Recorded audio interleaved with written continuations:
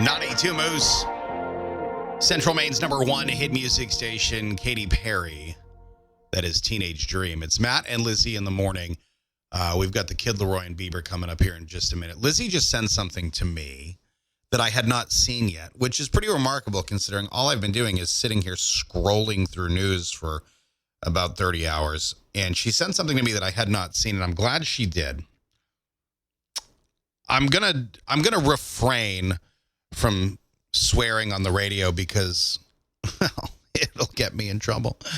And I don't want to be in trouble. I don't. But I'll let you draw your own conclusions from this. As you can imagine, with a crazed lunatic murderer on the loose, it's very difficult for people to begin the grieving process and the processing of events process, right? So what do people do? They do the only things that they can, including an online prayer vigil that was hosted on Zoom last night by the Episcopal Diocese of Maine. And we certainly appreciate the Episcopal Diocese of Maine for putting this on. When this began at 9 o'clock last night, 480 people signed in to Zoom to watch and to participate. 480. For 9 o'clock on a Thursday night on Zoom, I'd say that is damn impressive. I am allowed to say damn, by the way, just throwing that out there.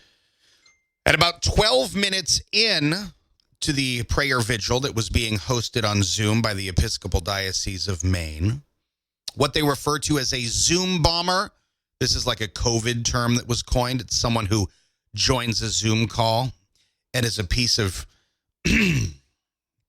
garbage.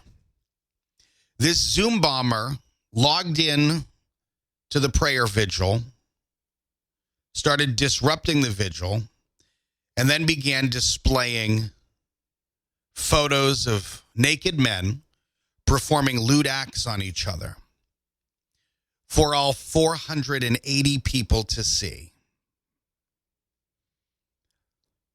The hosts of the Zoom meeting were able to boot this guy. I'm assuming it was a guy. I'm going to go ahead and assume, because I can never imagine a lady doing something like this. They were able to boot this guy from the Zoom call.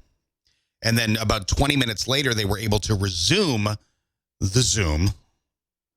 However, at that time, only 250 people remained out of the original 480 that had signed in to watch this.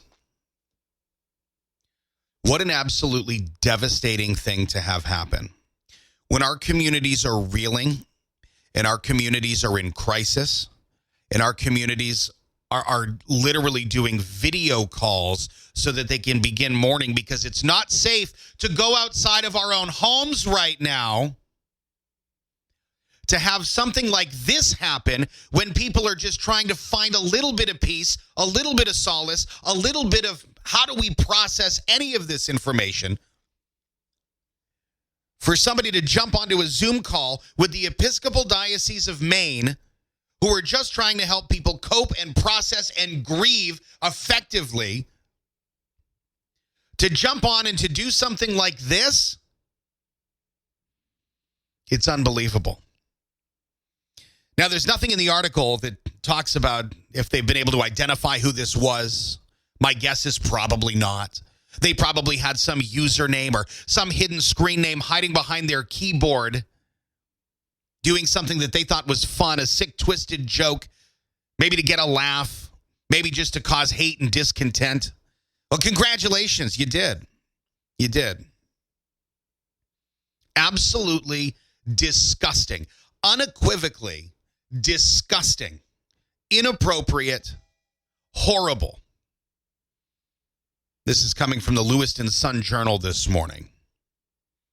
I was just devastated to read this. With everything else that we have to share, with every ounce of bad, awful, horrible news that we have had to share in the last 36 hours across this state and across this country, this is what we wake up to this morning. You can't even let families and communities grieve?